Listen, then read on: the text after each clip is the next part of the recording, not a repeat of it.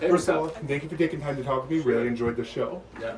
So I do want to start by asking, I think that although this is a horror show, it's got a very strong emotional through line of family, which can be seen through your characters.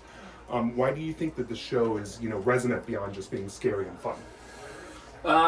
Well, it begins with Ian McCulloch, who is a really good writer, and I've known him for a while now, and I knew when he was going to do something in the genre space, which wasn't really his thing, I knew that he was going to be able to bring those elements to it. The family element, and I was right. As soon as I read the scripts, I said, okay, if we can get this on screen, this feel and dynamic between the three of us and Yvonne's character, then we add slowly into the genre elements, we're going to be cooking, and that's exactly what happened. And Ian's just never going to lean into the genre elements. That's it. That's just not who he is. So that part of it was right on the page, and I think for all of us, it was easy just to kind of jump in there, and the writing kind of did a lot for us. Yeah. Totally. Yeah, I mean, the fact that those characters are so real and authentic, the writing was just really special. As soon as I got the script, I was like, oh, this is a really interesting family. So I think that keeps all of the craziness of it very grounded throughout the whole 8 episodes. So, yeah, absolutely. And I do want to ask you, you're essentially playing two different characters in the show. Was that difficult, and how did you kind of keep the two characters separate?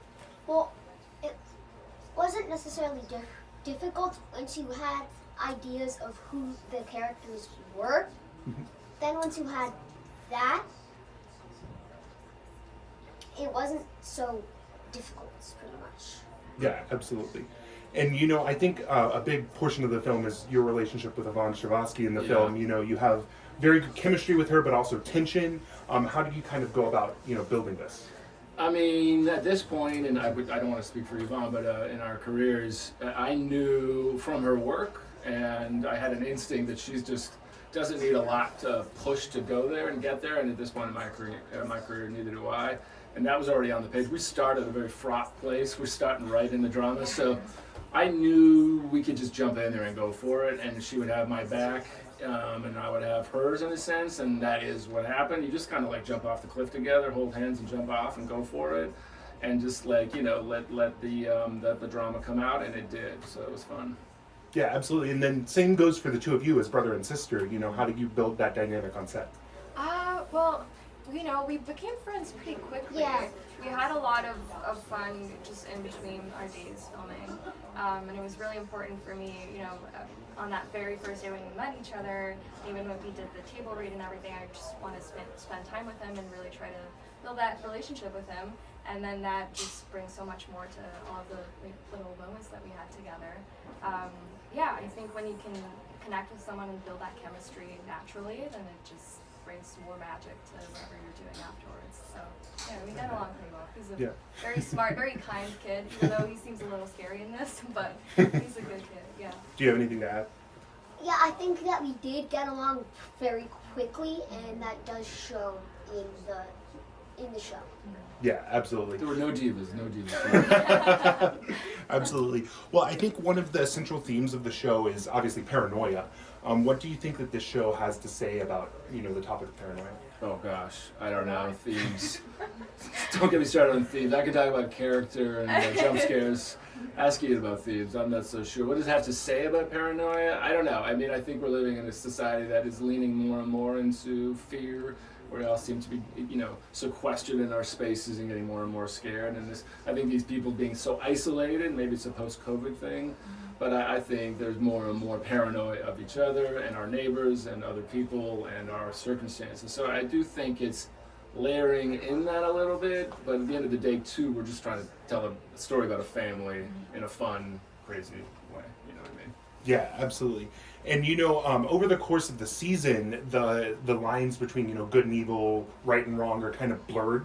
What did you find interesting about your characters exploring this morality?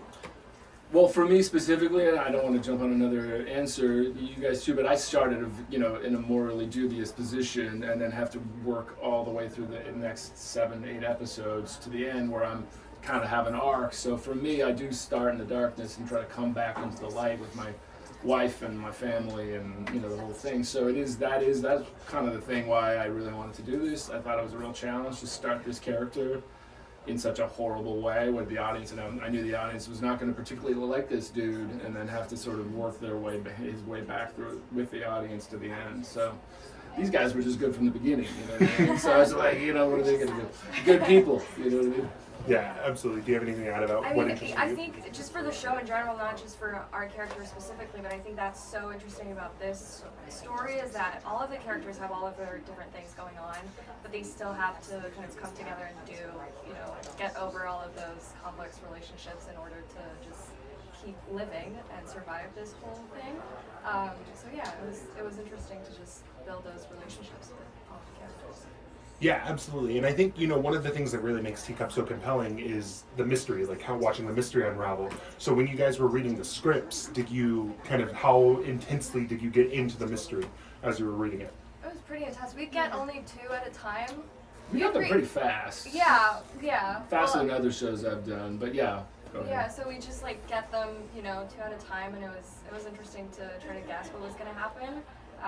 You know, they would brief us on certain things that would come up later on, but yeah, I wanted to know where it would end, and it does get just more and more intense as you get to the next episode. Yeah, I was reading less for the mystery and more for like what crazy. Yeah, how big is it gonna am I gonna get? have to do here on this next episode that I did not know I'd be doing. Yeah. And you know, obviously, you know, this is a very intense series, but like how difficult did you find the shoot to be with it being so high intensity for the show? So good, so fun. We had just We had really like, so much fun on Yeah, set. so much fun. The cast and the crew, I feel like we had just a really good team of people who were just smart and really kind-hearted too. Yeah. So, well, maybe not. Okay.